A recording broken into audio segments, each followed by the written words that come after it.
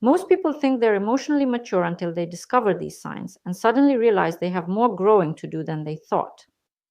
Emotional maturity isn't about age. I've met 60-year-olds who react like teenagers when things don't go their way, and I've met 25-year-olds who handle conflict with incredible wisdom. So, what actually makes someone emotionally mature?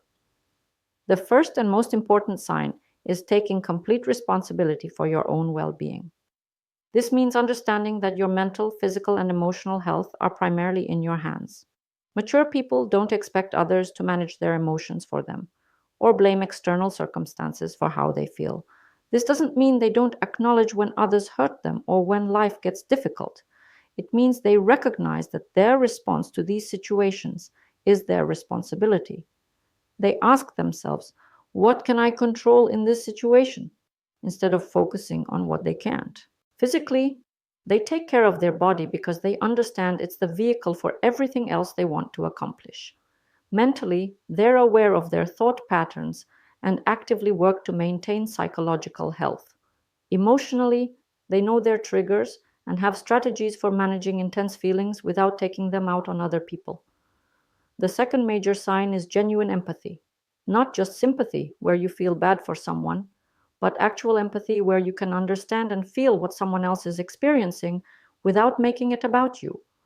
Emotionally immature people struggle with this because they're so focused on their own needs and feelings that there's little mental space left for truly considering others. Mature people have done enough work on themselves that they can hold space for other people's experiences without immediately relating it back to their own story. This shows up in how they listen. Instead of waiting for their turn to talk or thinking about how the conversation relates to them, they're genuinely curious about understanding the other person's perspective.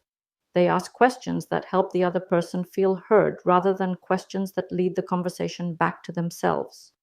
Mature people also understand that everyone is dealing with their own internal struggles, even when it's not visible. This makes them naturally more patient and compassionate. They don't take other people's bad moods or difficult behavior as personally because they recognize it's usually about what's happening inside that person. Another crucial sign is emotional regulation. Mature people feel their emotions fully, but they don't let emotions make all their decisions. They can be angry without being destructive. They can be sad without shutting everyone out.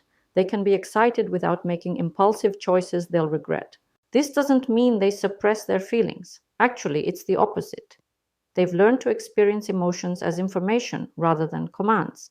They feel the anger and ask, what is this telling me about what I need or value? They feel the sadness and ask, what does this reveal about what matters to me? Mature people also understand that growth is a lifelong process. They're not defensive when someone points out a blind spot because they're genuinely interested in becoming better versions of themselves.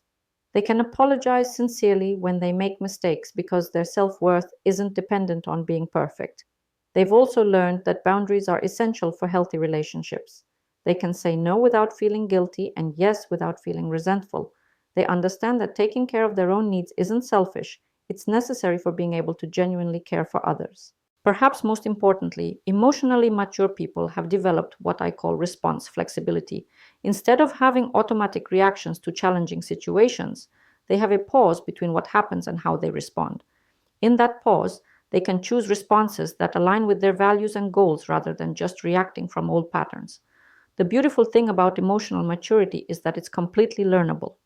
Every single sign I've mentioned is a skill that can be developed with awareness and practice. You don't have to wait for it to happen naturally. You can actively cultivate these qualities starting today. If you're recognizing areas where you'd like to grow, that's actually a sign of maturity in itself. Self-awareness is always the first step. Subscribe for more insights into personal development and share this with someone who's on their own growth journey. Sometimes recognizing where we want to grow is exactly the motivation we need to take the next step.